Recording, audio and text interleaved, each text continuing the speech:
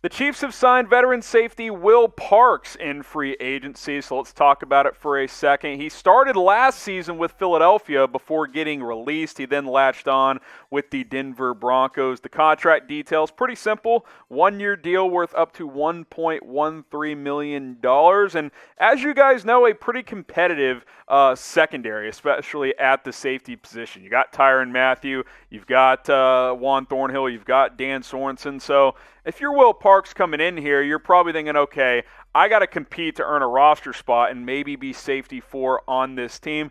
Kind of a strong safety linebacker hybrid. You don't want Will Parks playing in coverage. You see some of his numbers on screen there. Didn't have an interception last year. Didn't have a pass breakup. Has some special teams value. Only 26 years old, so certainly still a young player here, but a player that Kansas City adds to come in, offer depth and competitiveness, right? This is not a story that's going to be leading the Kansas City Star tomorrow morning by any means, but all news is news at this point as we get out of the NFL draft, and teams, remember, have a 90-man roster heading into training camp. So Will Parks now a part of this team as of now, and we'll see if he factors in to anything this defense wants to do here in 2021. At best, he makes the team as a backup. At worst, he ultimately gets cut and does not make the final 53-man roster. So go ahead and grade it for me. Grade the Will Parks signing A, B, C, D, or F. Get your votes in. I'll give it a B. No strong opinions here. He's not a starter. Can't really give it an A. Also not a starter. Can't give it a C. Cheap veteran minimum type of deal. I'll give it a B, but go ahead and type your grades. Welcome into the Chiefs Report. I'm your host, Harrison Graham. Let's talk about Patrick Mahomes on today's show. As you guys know, he had surgery back in February to repair that turf toe injury he suffered late last season. Well, looks like he could be getting healthy. He has been posting workout videos on Instagram over the past few days, doing lower leg training as well, not like it's just upper body stuff, which tells me he's getting healthier, and as we've said all along, he should be ready in plenty of time for training camp. He's been working out, and I told you guys this as soon as the surgery happened, that, hey, a couple months from now, should be good to go. He'll rehab it hard. We had an update a few weeks ago from him and Andy Reid before the draft saying, yeah, he's been rehabbing it. It's getting better, more flexibility in the foot and in the toe.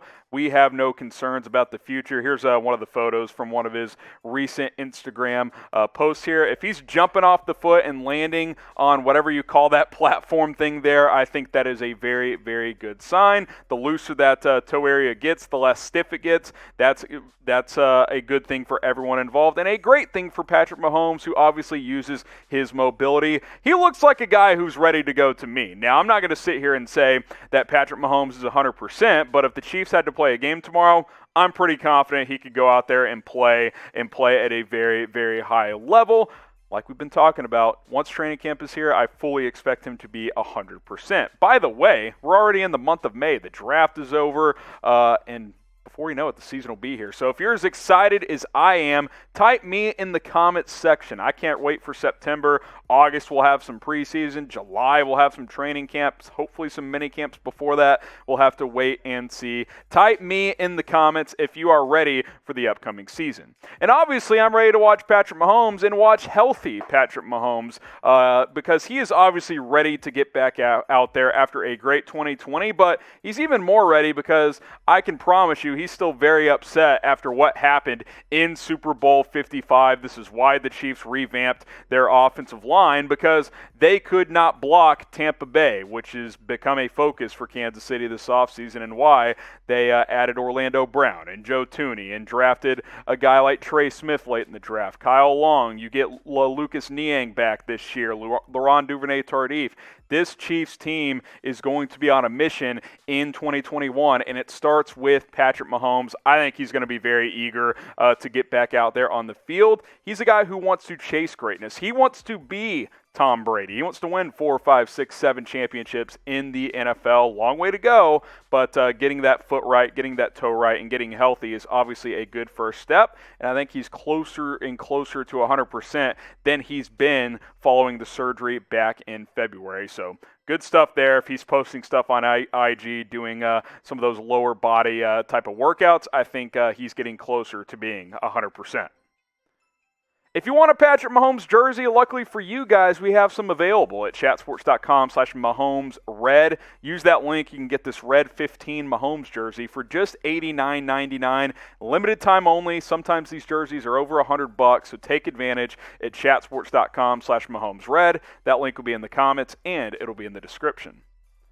Let's talk Aaron Rodgers and the possibilities of him entering the AFC West. Obviously, this doesn't directly impact the Chiefs, but in a lot of ways it still does because obviously you play AFC West teams twice per year. And let's just get some background, and unless you've been under a rock the last week, Aaron Rodgers wants out of Green Bay. The more we hear about this situation, the more people report on it. Rob Demovsky of ESPN.com, who's been covering the Packers for over a decade now, gave it a 5% chance that Aaron Rodgers returns to Green Bay.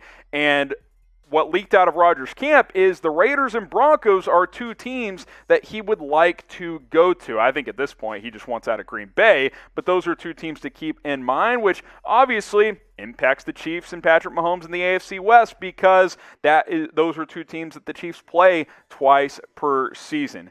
This Aaron Rodgers drama is pretty wild.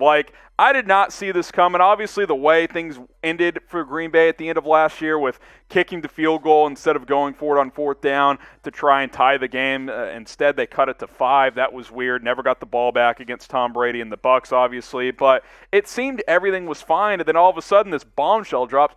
Aaron Rodgers wants out of Green Bay, and here we sit. The Packers keep saying they're not going to trade him, but if Rodgers doesn't show up, they may not have a choice. So ESPN, Bill Barnwell to be specific, he put together a couple of trade ideas, one for the Broncos, one for the Raiders. This was the Broncos one. Aaron Rodgers and Eric Stokes to Denver in return for Patrick Surtain, the wide receiver Tim Patrick, Drew Lock, and 2 future first-round picks, 2022, 2023. If you factor in Surtain, basically 3 firsts because you drafted the rookie out of Alabama at pick number 9 this year if you are Denver. Here's the Raiders' idea.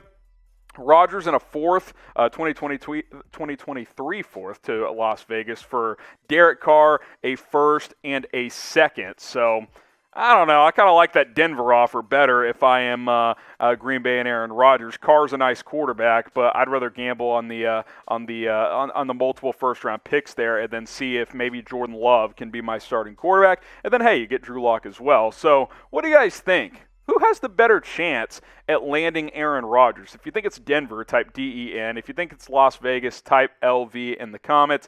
If Aaron Rodgers enters the AFC West, it'll be very, very interesting. Now, we know Denver wants Rodgers, and I think that was confirmed when they didn't draft Justin Fields number 9 overall because he was there in their lap, the quarterback out of Ohio State, and they passed on him. They drafted Patrick Surtain instead, and that tells me that, A, it could be 2 things. A, they want to give Drew Lock another chance, which could be true, or B, they're holding out hope that Aaron Rodgers lands with them later this offseason. And if they think they have a realistic shot, they were going to keep that as an option. And the updated odds, Denver's the favorite, plus 500, Raiders at plus 600. Chargers in there as well as plus 1,000. I'm surprised by that one. Obviously, another AFC West team there. That would surprise me if LA would trade Justin Herbert to get Aaron Rodgers. But, hey, you never know if the Chargers are trying to win this year. I still think Rodgers is better than Herbert, at least right now. So, as far as the Chiefs angle of this, Mahomes, Rodgers twice a year,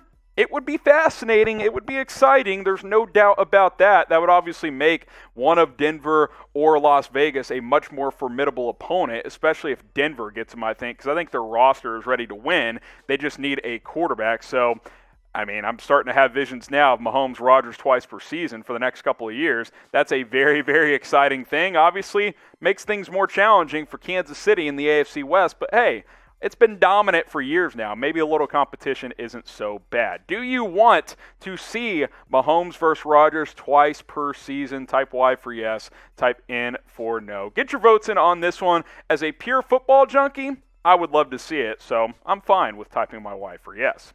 Chiefs Kingdom, if you love the Kansas City Chiefs, hit that big red subscribe button. The link is on screen, youtube.com/ChiefsTV. Videos going out almost every single day on this channel. We just crossed 16,000 subscribers. Thanks to you guys. Next milestone, 17,000. We can get there with your help, so go ahead and subscribe for more Chiefs videos. let's kind of circle back to Mahomes a little bit, or at least indirectly for Mahomes. The Mahomesification Effect. You're probably asking, what is that? Well, Oliver Connolly of The Guardian, of all places, writes some NFL coverage. He's one of their NFL writers over there. He said the Mahomesification effect was on full display during the NFL draft. So you're probably saying, okay, what does that mean? Well, what he was basically saying is that every team is looking for the next Mahomes, or to at least build their team around having a chance to beat Kansas City and Mahomes. And I think it's very, very interesting, and there's definitely some truth to it. 4 quarterbacks went in the top 11, including 3 as the top 3 overall picks. Here's what Connolly had to say in more detail. Thursday night's first round of the draft was all about crowning the league's new batch of stars. It also served as confirmation of the Mahomesification of the league. Whether they admit it or not, in the immediate aftermath, Mahomes was baked into the decision-making process of every front office executive on Thursday night. Either they're chasing a Mahomes light, or they're trying to find a way to keep up with the real deal. He has changed both the quarterback prospects, how they're viewed,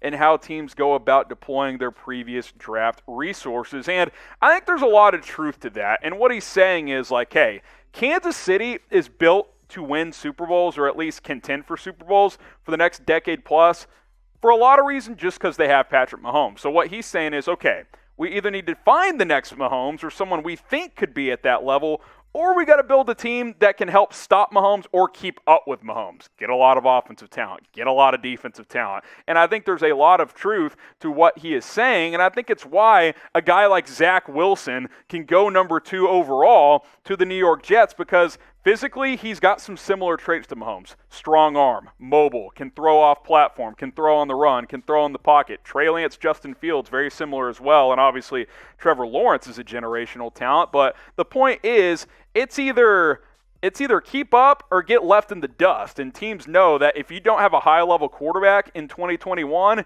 you better have a way to slow down that quarterback in Kansas City. And as you guys know, it's very, very hard to do. It happened in the Super Bowl.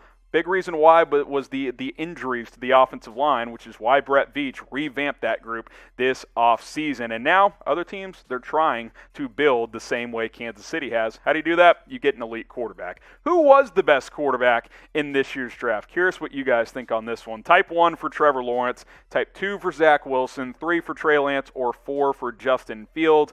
If you want to type 5 for Mac Jones, sure, but I think these 4 guys are clearly the top 4. I'll go Trevor Lawrence. I'll type my 1, but get your votes in if you disagree.